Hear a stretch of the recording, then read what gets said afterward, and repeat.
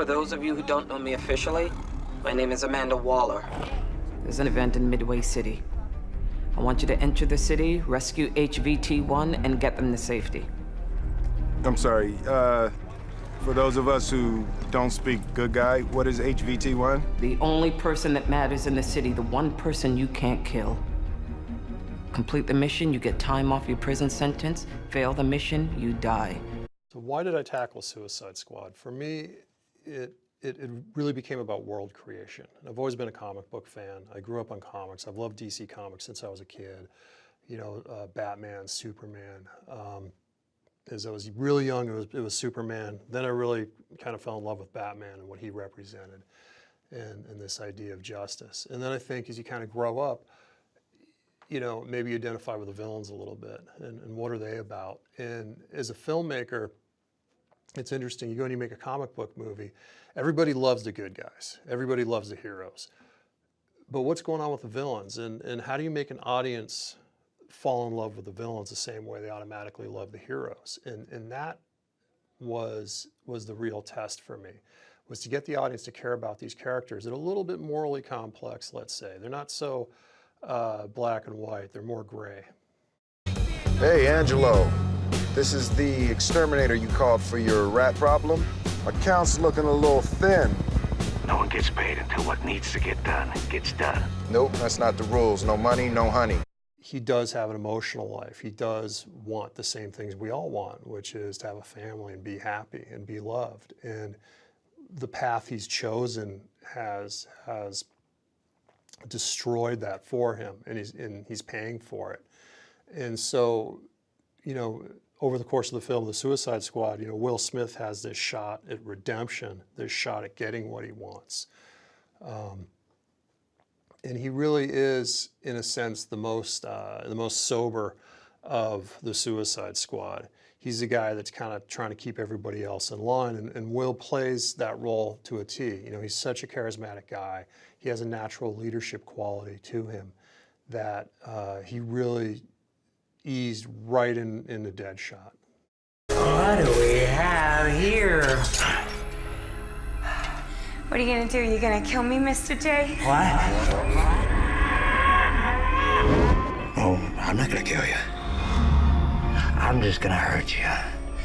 Really, really bad.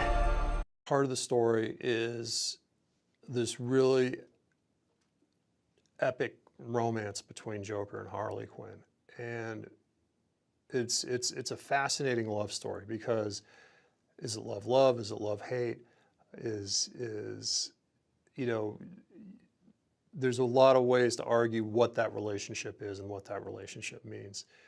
Why is the Joker obsessed with her? Does he love her? If he did, could he admit that? And I think those are some of the mysteries that I think are going to be left up to the people who are watching this film to make those decisions themselves. But the Joker's role in this film, his mission, his goal, is to get his lady back, to get Harley Quinn back. And with her rolling around with the squad, things get complex. We've been chasing these plans for years. Please don't touch me.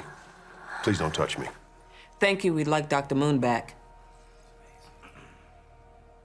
Amanda Waller, I think, is one of the most interesting characters in the film.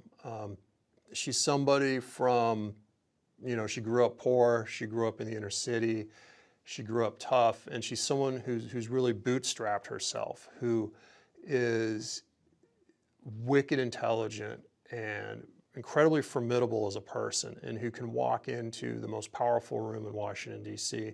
and manipulate anybody in that room to get what she wants. She doesn't have any problem exploring the gray areas of getting things done. She's the kind of person, when you absolutely have to get something done, you don't care how it's done, you get her to do it. But she's also a patriot, which is very interesting because she does have boundaries. She does have beliefs, and it's her belief in the U.S. government and respect of the U.S. government that makes what she does interesting. You're going somewhere very bad to do something that'll get you killed. But until that happens, you're my problem. So was that like a pep talk? Yeah, that was pep talk. Grab what you need for a fight. We're wheels up in 10. You might want to work on your team motivation thing. You heard of Phil Jackson? Yeah.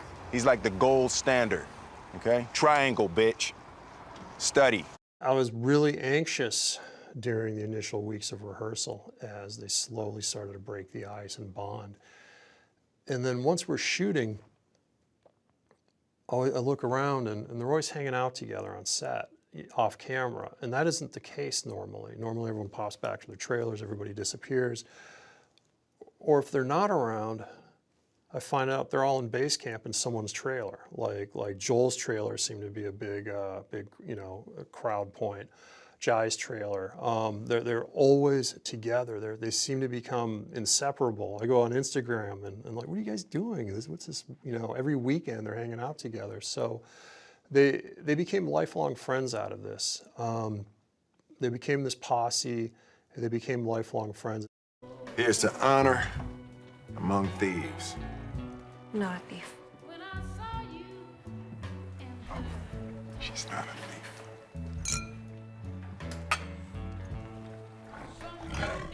Every actor sort of had their own program tailored to them to help them on their journey. But also part of the process is the rehearsal process, having them work together. We rehearse pretty much every day. And sometimes we would just cover the same scene all week long and just really drill down and really build that trust. We put Joel through like a mini boot camp along with some of the other actors to get emotionally inside the world of a trained military officer.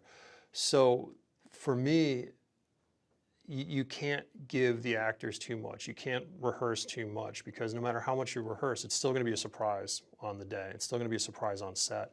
But that's where the magic comes from, and that's where you then get the freedom to start ad-libbing and adding the humor and adding the life because now they're in character. They know how these characters think. They're in their skin, and so now they can start speaking confidently as these characters.